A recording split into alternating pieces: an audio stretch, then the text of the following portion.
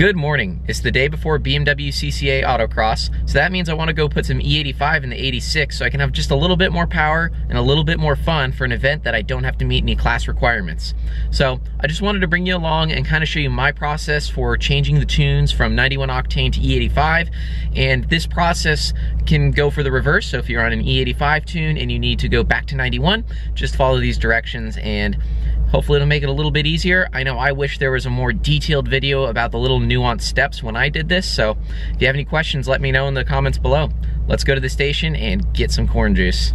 First step, before you even head to the gas station and you're thinking about switching it to E85, make sure you have the right tunes loaded on your tablet.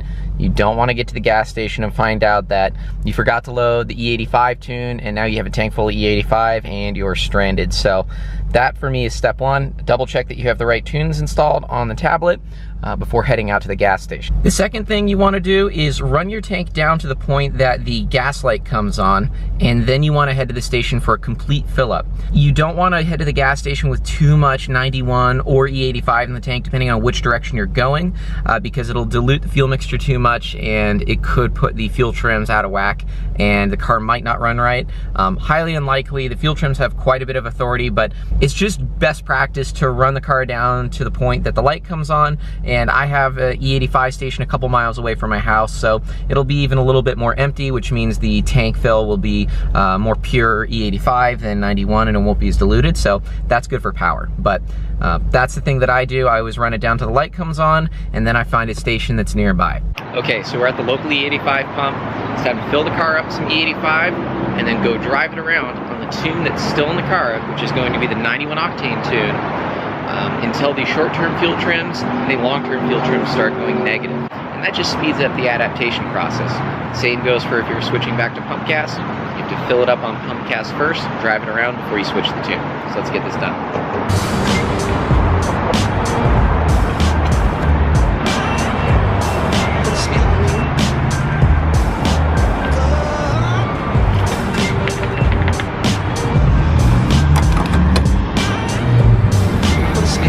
It's really cool that E85 is becoming more and more available. It's like the poor man's race gas. It's well over 100 octane, and it really lets a motor like the FA20 or a turbocharged motor just work better and make more power safely. That's really the big attraction for me, is the added safety more than the extra power.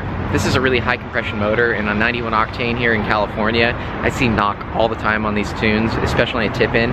So this motor just runs better on E85, and I'd rather have it running E85 most of the time. That was fast. So with the light on and you know, a little bit of driving with the light on, it took 11 gallons even to fill this up, and that was only 33 bucks. That's a lot better than the $4.89 that this gas station is charging. This gas station is notorious for charging a lot for the pump gas, but I have noticed E85 has been going up. I've gotten E85 for as cheap as like $1.99 and $2.29, but this is the station I always come to. The fuel's consistent, the blend doesn't change season to season. That's one unique thing about California and San Diego specifically. These E85 blends do not change at all. Let's get on the road and go for a drive and swap the tune. So there's E85 in the tank. But here's the interesting thing. The car's gonna start right away.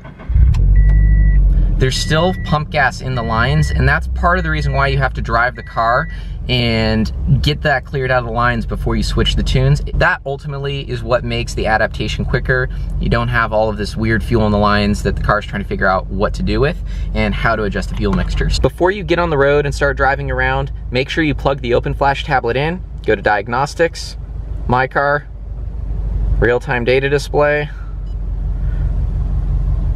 and now we want to keep an eye on the short-term and long-term fuel trims. They should be going very positive with E85, so the car needs a lot more fuel to run correctly. So that's what we're going to be looking for, watching for those fuel trims to shift one direction or the other, really. And that's really it. And you can see on pump gas, I was only at 0.58 on the advanced multiplier, so that means the car was seeing a little knock this morning. But that is how it goes with pump gas. So let's get on the road. Okay, after a little bit of driving, exactly 1.6 miles, you can see the short-term fuel trims are at about 22% at idle, which means it is time to switch to the E85 tune. And at this point, actually this is perfect. You can see that the short-term fuel trim is trading out for long-term fuel trim. And that means that E85 is in the lines and it's time to switch the tunes. And as a note, I wasn't driving crazy, just regular driving, regular city driving. Don't go whomping on it, don't go wide open throttle, there's no need. Just light driving for about 1.5 miles and all the E85 should be out of the line. So let's get to the tune. Another pro tip when you're reflashing to the E85 tune, keep in mind that you sometimes have to power cycle the car and or unplug and plug in the tablet again so it can have access to write the ECU. A couple times I've gotten a write error, but I think it's just because the car's been running and it needs to be power cycled in order to be ready to flash. So plug it in, turn on your car, let's go to tuning.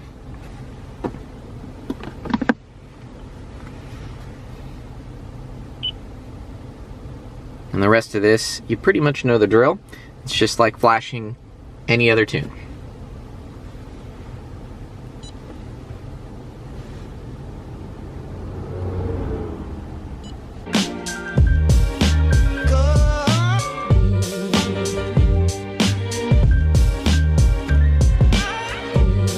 Put a smell on you.